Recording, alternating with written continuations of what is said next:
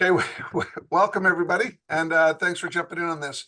Um, One of the things that we're going to have Christine kind of go over, some of the national programs, but I just want to give a 2 cents on a bigger kind of subject. Is with all the changes that are going to be happening and going on. I mean, one of the things that I think the messaging that's going to come down is really going to kind of going old school and going backwards and looking not backwards in a bad way, but going back to each chapter and looking and saying, what can the chapter start doing as far as onboarding, some volunteers, or really looking after a program. Um, and this kind of goes to a bunch of these questioning there. And I know this is being recorded, but I think some of the things that we have to look at is I think there's a lot of money spent on trying to provide on a national level, box programs for chapters across the country so that volunteers can, offload some of that, planning and some of that, organizational skill onto that national side. And I think there was a huge cost to that as we go along.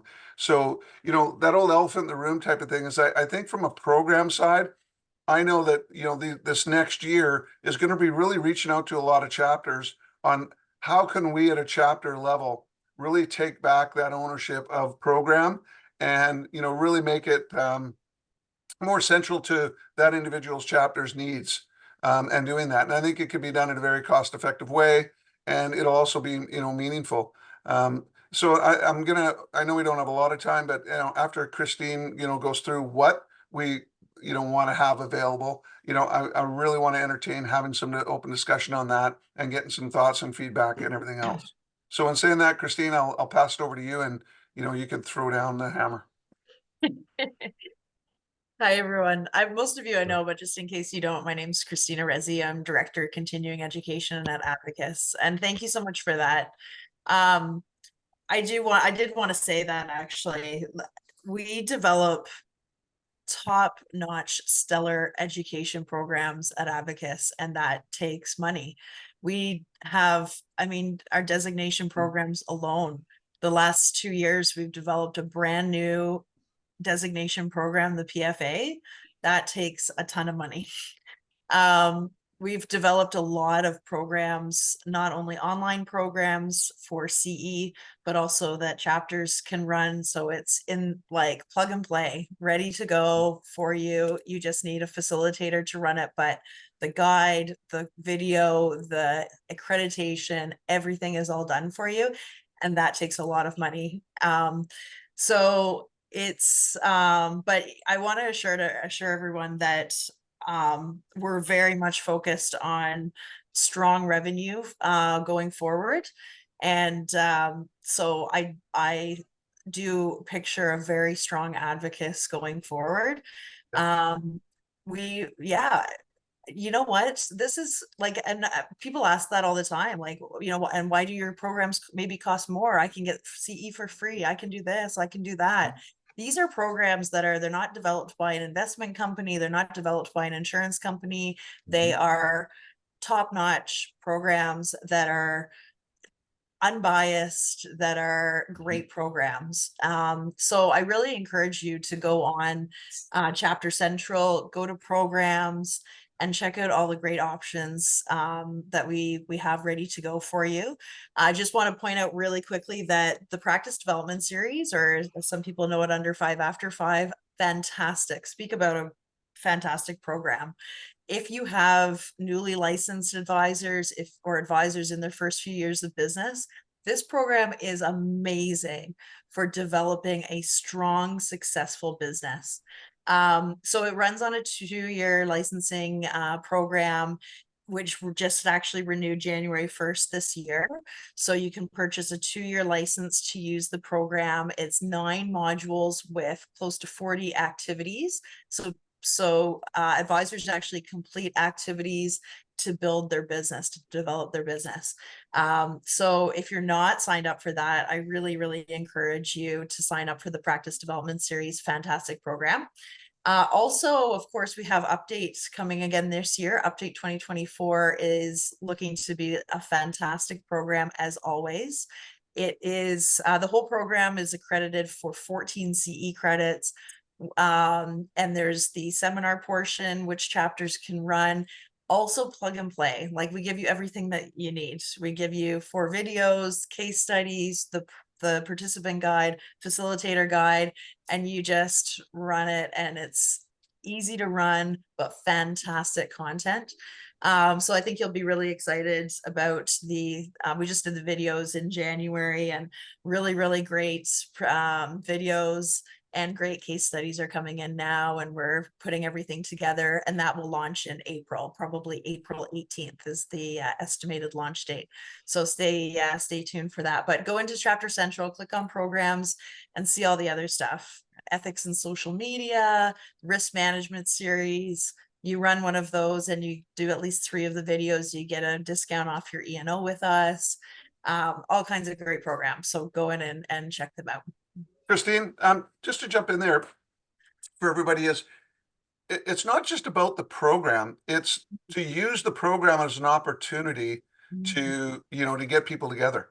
And I know, and I'm gonna, keep, singing Angelina's tune here, but, because I know what she does, but, that's probably one of the biggest visions is using program to be able to get people together and be able to have, discussions and fellowship and everything else and go along that route. And even though even though a lot of people go, oh, we don't need the CE credits. Well, to be honest, I mean, when I got my CE, when I go to renew all my CE credits and everything else, it is handy that everything is one right there in my Chapter Central type of situation where everything's downloaded into there and makes things a little bit easier to accumulate those things and have them all consolidated. So, not that that's the be all end all. We're not all about the CE side of it, but it certainly helps and makes things a little bit more streamlined. And as an organization, as one of those value adds that we could put together there is, here's this program that's already set that chapters can use to draw people in, use it to have, that fellowship, as well as, have some, byproduct of that, of some streamlined CE credits that are, that are put together. So, Yeah. Angela, if you don't mind, Christina, go ahead.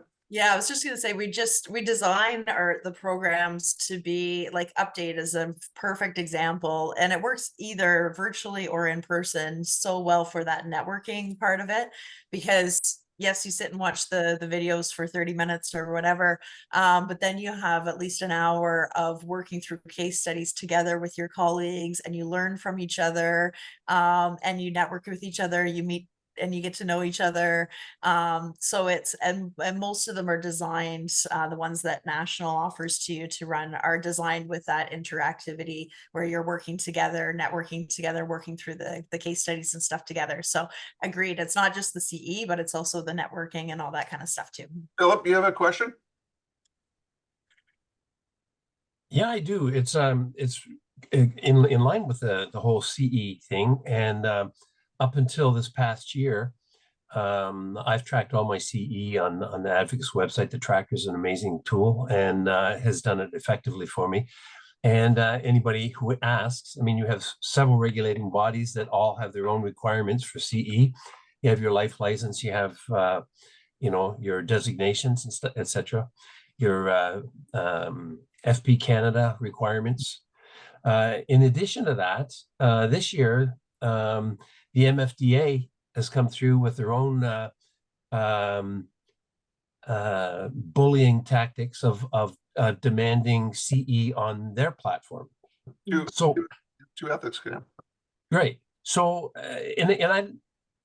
I my first response to my dealership was, that's not a problem. I'll just print off a report from Advocates and send it to you so you can see what I've got. And they rejected that. No, you have to individually enter each one of your courses on their website.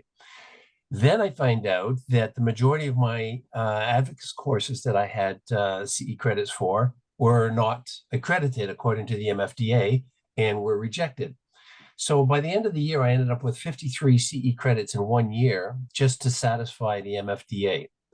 So it's a bit of a sermon, and I apologize for that. And this may not be the right place, but I guess my point is, all of the organizations between FP Canada, FSRA, Advocates, and the MFDA, you guys got to get your head together. You got to get into a room and you got to tell the MFDA you're not the bully, you're not setting the rules, and that if Advocates says that this is accredited by our institute, you will accept it as credits. Somehow the MFDA sees himself as the kingpin in all of this, and it's incredibly frustrating. That's my sermon. So Philip, I got a little bit of an answer to that. Is you know, with CIRO now, which is MFDA and IROC now merging, you know, to create the CIRO. It's interesting, like you said, the bully thing. You know, they're going to be coming down with, you know, their own education type of requirements as they're trying to get their ducks in a row. And when that happens, from my meetings with them when I was in Toronto, because they really want to get to a point as well where they're trying to figure out how the security side, the MFDA side combined with CIRO, that they're going to be able to have this platform and be able to say, this is how many CE credits that we, you know, that we expect and the type of CE credits they want. I think their big push and their big ballywag right now is, you know, they don't believe in their new organization. They don't believe in just these willy-nilly type of CE credits that people can go on and just, you know, watch a 20-minute video or whatever, or go onto some site and get it. Plus, let's be clear. They're realizing they're losing revenue, or there's revenue out there that other organizations and other situations are gathering from that. So, you know, they want to make money. So I think once that kind of clears, I think then it's going to be a little bit more easier for advocates. And to be honest with you, as we know from this meeting today, you know, as a new CEO comes on to advocates and things start to get that direction and there's more communication and everything else, I want to ensure you that, you know, that's the plan, Philip, is, you know, is for these two organizations, whether it's now that we're a regulatory body to a certain extent as ourselves, advocates is moving towards that, you know, then they can get together. So hopefully that happens soon, where it's just so simple that everything is just, you know, Well, all dovetailed together, and it makes it easy for everybody to get things done. I don't have a problem with the MFDA saying, you know, we want a breakdown of different classifications of types of CE. That's not a problem, but they need to be willing to allow advocates, for example, to make those decisions, that when you develop a program, that you according to their directives and according to their guidelines, this qualifies as business development or whatever it is, rather than you have to run every single course by them and pay them a fee to have them evaluate it. Just to step in. Go ahead, So Christine. just to clarify, because this is not many people know it's kind of how things work, and it's changed recently. So we are actually approved as a third-party accrediting body, so we can decide when the Institute approves something, accredits something, we can say, okay, this would satisfy whatever category, business conduct, professional development, whichever, with MFDA. But there's an additional fee to set that course up on MFDA's site.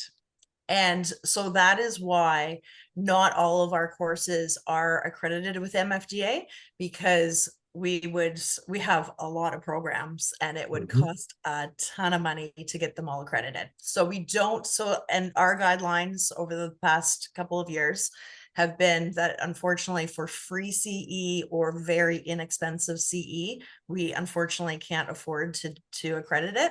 But with a lot of our programs are.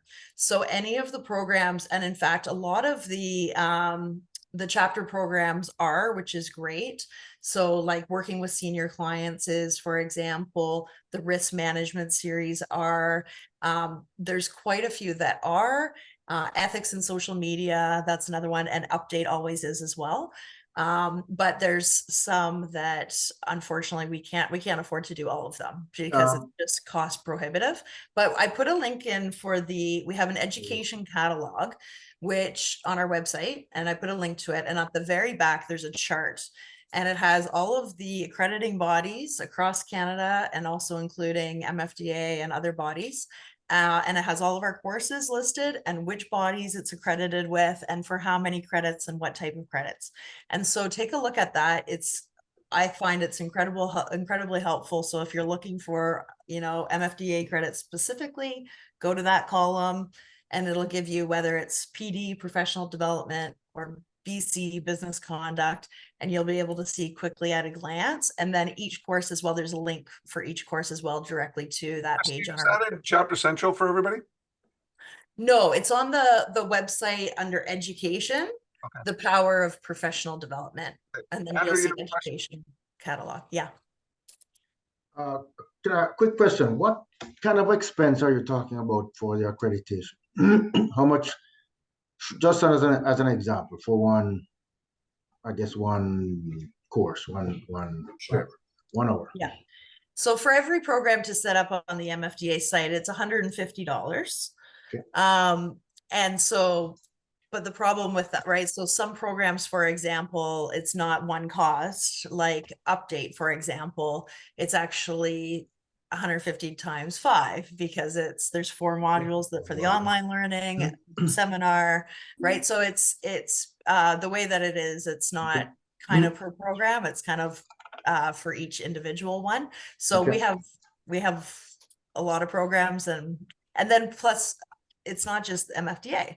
We have to pay for self-accrediting status with AIC, with Manitoba, with Saskatchewan, with ICBC, like, and then there's IROC fees, which are double. So there's a lot. So the whole thing is a scam then, maybe. That's It is. basically what It absolutely is, Andrew. You're absolutely right. it's a regulatory CE scam that's being run by these big organizations that they just Yeah, what the they're taking MFT money from. I just did my FP Canada renewal today, and there's a fee that's being paid for, I don't know, something. They're going to submit something to FESRA for something. So it's basically one big massive scam, taking money from advisors that are trying to earn a living and not living off the public purse. Okay. Well, So I got that off my head. Well, I appreciate you sharing. Both Philip and Andrew, both appreciate you sharing that. And yeah, I mean, that's It's being recorded. Oops, I'm sorry about that. kind of the world we live in too, right? It's like, different provinces like Alberta. Half my CE credits that I have aren't accepted in Alberta, so I have to go and kind of pile up on on Alberta credits, right? Because they're different. So so it's one of those things that I know that from my point of view on the CLC, the Chapter Leadership Council, and that is one of those things that we want to, kind of move forward down the road, is when we have a new CEO, we have a direction, and kind of the dust settles on Abacus's administration and everything else, where everything is, one of those things is having those discussions with all these regulators and say, how can we streamline this for advisors, whether they're FP, whether they're not, MFDA, IROC, and everything else, so that everyone, and let them all make their money, but let's streamline it, make it easier for for advisors, instead of having to pull their hair out, whatever Well, hair they have left. the money that's made ought to be that Advocates is licensed to produce education programs that meet the MFDA requirements, and you're automatically allowed to issue an MFDA approved number. That if it comes from Advocates, and you can say this approves for BC or Alberta or whatever it is, the different provinces, according to whatever their mandates are. But you would pay an annual fee to ensure that you are following those credentials and those guidelines. Yeah, copy that. Rather than a per I think they piece. don't even know, Philip. Sierra or Sierra. Anyway, they're trying to figure themselves out yet, right? Before they're slamming Sure. all this, this stuff down. So I think because that merger just became official this new year, right? From that point of view, they're still kind of reorganizing getting their ducks in a row. So But I just think this is a key time for Advocates to push back to Yeah. prevent them from becoming the bully in the industry, where Copy that. Yep. and that's where Advocates can say, hey, listen, we've been at this for 100 years. We've been doing education a lot longer than the MFDA has been doing it. So we're capable of doing it. Give us a licensing fee and we'll do it, but we're not going to pay you per piece. I'm sure that'll be on the table, and I'm hearing what you both are saying, and we have this recorded and everything else, and it'll be something that that we pass along. I know from Christine and I, and if you all know me a little bit, I'm hard to shut up when it comes to once I have a bone that I'm chewing on. So, right.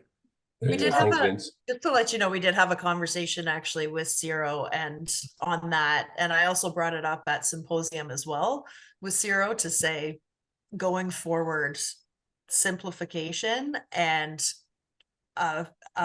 significantly reduced cost would be much appreciated, because I told them I told them all of the bodies that we have to get accredited with, the costs, the fact that they're one of the most expensive ones, and it's crazy. So we did have that, we have had those conversations, and we will continue to do so. Yeah, but let's talk about program. What kind of programs are you guys running this year? I want to hear about your calendar. In Durham, we're going to be from my point of view anyway. I'm looking after I guess the old under 5. So we're grateful that it was renewed. I haven't downloaded it yet, and we'll be doing that again this year. I'm not sure. I'll probably take my old notes and old PowerPoints and maybe spruce them up a little bit, but I think I'll use the same ones. I don't know if I'm going to get the same audience though. I'm not sure. If I get the same audience, then I don't know what they're going to do. They may start out in the beginning, and then by the middle of the year they turn off, seeing that they've done it already. But they're going to get C credits for it. And another thing I did notice last year is a number of our members commented that they diligently went through the program, and at the end of the year they found out they couldn't get MFDAC for it. And again, my comment to myself was, well, it's CE from advocates from the Financial Advisor Association, not necessarily MFDA, and it's up to us to figure out which C is which C. So, so maybe they may not sign up this year. They may not, because if you're not getting any MFDAC for it, they may not decide to sign. But I don't know. And saying that, Andrew, Christine, if we can really make note of, let's have those chats with on the program side to really kind of identify to all the chapters, like really clearly, this will be accepted by Ciro. This will be accepted by, from Advocates and, FP Canada, etc. So I think that should be tagged along with that, so that, again, there's that clear distinction in that. And then it also goes away.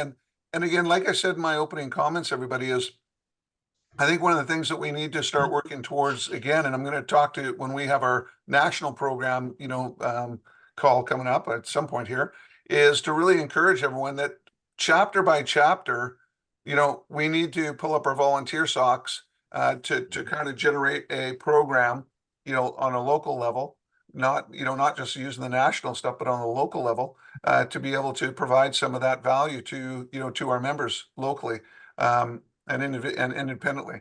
And then on top of that, making sure that that we're using this for the right reason. That's not just for the education, but it's to get people together. It's to draw people in and have that fellowship and use that to leverage that. So, Irene?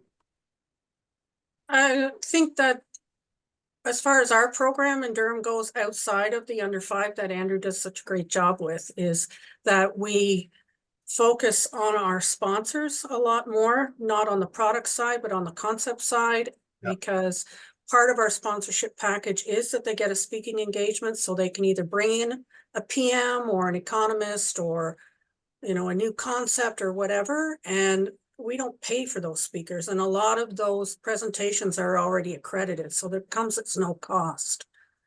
And we have at times run out of space for our sponsors. So we don't have to dig deep to try and find new speakers. So we try to slot them into different themes. We have our program calendar spread out for the year. And so, like, take, for example, when we have our senior day, we have a speaker from the Durham Regional Police Force who talks about elder abuse and fraud. And then we have, different, our long-term care sponsors or our retirement home sponsors, and they all come out as well. So it doesn't necessarily have to cost you money. No. And that's a great point, is going old school back to that point is, prior to kind of national having those programs, each chapter would reach out to their sponsors and reach out and bring in, speakers. Yeah, they're going to be a little bit of a plug, but the most important thing is they already have you know, they already have program that is also accredited already in different things. So I think just as, you know, as Advocates is resetting and rejigging going forward, coming out of COVID and with changes and everything else, I think on the program side, that's all we're focused on in this conversation is, you know, really for each program chair across the country to, you know, look at that, you know, and try to dovetail, you know, that to really create some programming, get some value, bring people together. Christy? Thanks, Vince. So just a comment, or a question or a comment. I find it challenging that there's great virtual programming going on across the country. Maybe Irene has something, maybe Stephanie has something. I never hear from it. I never hear about it in BC. So I don't know how we do it. I know that you can go on the website and you can look it up, but there's got to be a way that we can push out the virtual programming to all chapters. So, you know, you can see it and say, hey, I'd really be interested in being a part of that. I got an idea on that. I don't know how, you know, how efficient it is or how it's capable, but it'd be interesting on Chapter Central if we were able to, you know, have a communication link of some sort that's just to all the chapter chairs across the country, right? So that they can just, you know, slide in there, hey, this is what we're doing. And, you know, so that people can log into that communication and say, hey, that sounds interesting, and reach out to, you know, Angelina or reach out to Andrew or whoever, and just kind of streamline that process where people can, you know, just dump into it. Now, whether they do or not is a different story. But anyway, Christine? Yeah, no, I was gonna say, maybe chapter relations can correct me if I'm wrong, but I'm pretty sure if you do want an event getting out nationally, there is a way when you're submitting the Eventbrite information that you can say, can you please have the emails go out to a broader reach? And I'm pretty sure they will help you out with that. I think that So was one I would- part of it. Correct me if I'm wrong, Christy. Was it more just the sharing of ideas as well as so much as the actual event? Well, I think so I'm looking at my own chapter here and what our program chair, who's on the president's call right now, so couldn't be here, but and that's Vancouver Island, but he has streamlined programs so that there's 2 in-person events. He's got a mastermind series going on right now, which started back in the fall of 2023. And it's on I want to say the psychology of finance. It's more than that though, and it's fabulous. We have a psychologist and then another person, and I'm sorry, I should have prepared for my discussion here, but it's great. And we literally have 10 people on that. And Leslie's been on it and she said, this is great. This should be going across the country. And yet people don't know about it. And so, and I'm sure it's the same in other chapters. So, you know, that's what I'm saying is that for our chapter, we've streamlined to have 2 in person and then we're doing virtual. And it would be wonderful if, unless you're having 12 events in person a year, that you also have access to these other virtual events and you know about them, you know, across Canada. Mm-hmm. Perhaps there's a way where like we could streamline it all like into like an email kind of similar, like, but just to the chat, the program chairs. It's like a So then we WhatsApp, can- you know, like a Yeah, kind of, yeah. like a group Except, WhatsApp, yeah, 30 almost like a people, right? WhatsApp, except like we've got the MailChimp list, but maybe we can just tag all the program chairs across the country and then just have somebody at national compile, since whoever's doing, you know, setting up all the Eventbrites and such. Just a consolidated list of what's going on, just simply, that's just one simple step, just to move those ideas forward. Because yes, I have that struggle as well, where, you know, like sometimes we have program, but we don't know what we're going to be putting on. But if another chapter has a really great idea, why wouldn't we share those ideas? We got 50 seconds. Philip, you got like 10 seconds. You're on mute. You're on mute. You're on mute, Philip. That's 20 seconds. You're on Still mute. I think you should develop a calendar, and then each chapter that has something that's going virtual can just drop it into that on the calendar, and then you can click on the link to find out more details on it. Already exists. We're good. We got our events calendar. So where is yeah. that, Christine? So throw that down on everybody. Let's, Yeah, the events calendar is all set up with all the events. okay. So thanks, everybody. We have 3 seconds. We're kicked out of here. Thanks for everybody and all.